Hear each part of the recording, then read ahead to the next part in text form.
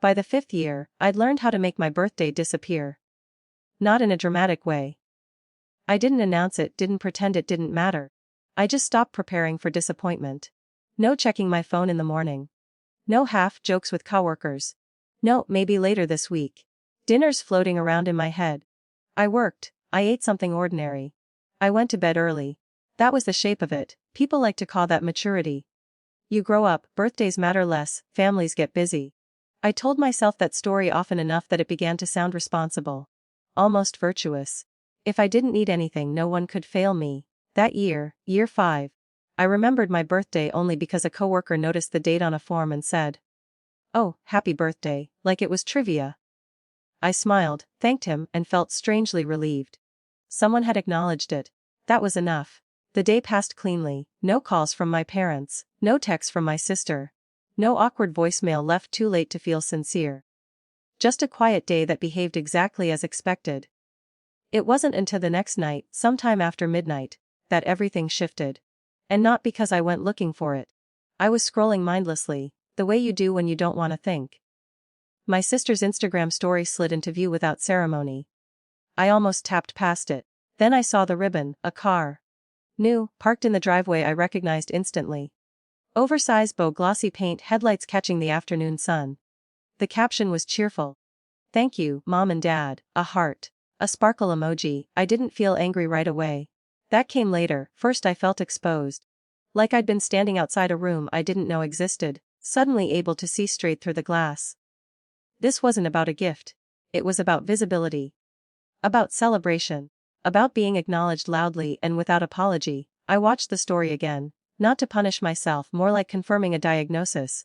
There it was. Proof. Simple and undeniable. 5 birthdays. No call, no, "we'll celebrate later." Not even a belated card that arrived weeks after the fact. And here was my sister, younger. Smiling into her phone, certain of her place. I put the phone down and sat very still. In that stillness, something I'd been carefully balancing finally tipped. I saw how often I'd explained their absence for them.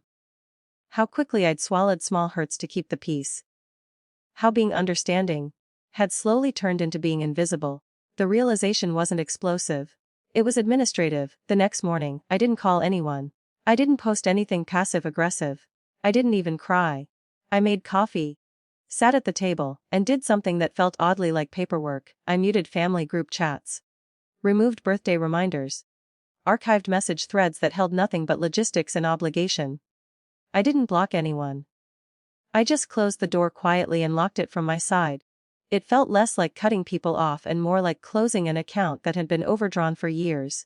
A relief surprised me. It wasn't joy. It was dignity. A sense that I'd finally stopped negotiating my worth in silence. The messages didn't come right away. That too told me something. An aunt texted 2 days later. "Everything okay?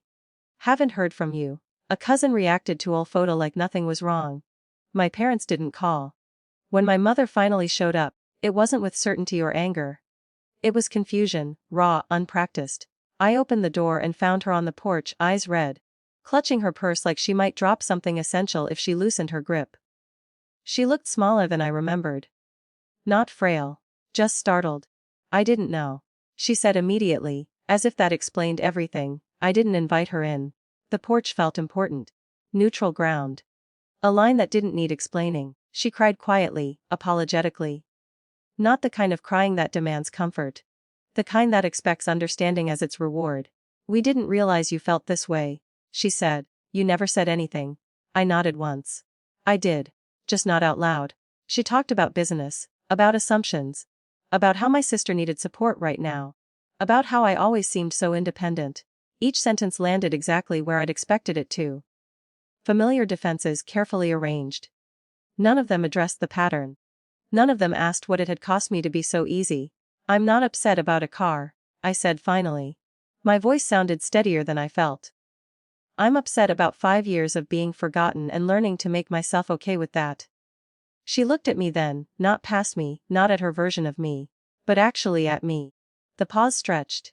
I let it. "What do you want me to do now?" she asked. It was the first real question. I thought about all the answers I could give. Conditions. Apologies. A list of corrective behaviors. But I realized something important in that moment. I didn't want to manage them anymore. I'm not reopening contact just because this conversation is uncomfortable, I said. I need consistency, not explanations, and I need time. She nodded slowly. Not agreeing. Understanding. When she left, she was still crying. But her steps were careful, deliberate.